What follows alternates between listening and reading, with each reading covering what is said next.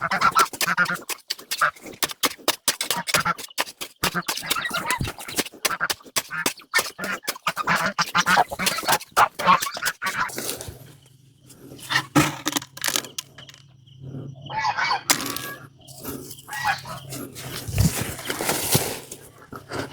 លែងនេះខ្ញុំដាក់ដាំតឡាចយើងបាំងទៅដល់ពេលដើមតឡាចរបស់យើងចាប់ដើមធំវាឡើងទៅលើលបងកើតអាហ្នឹង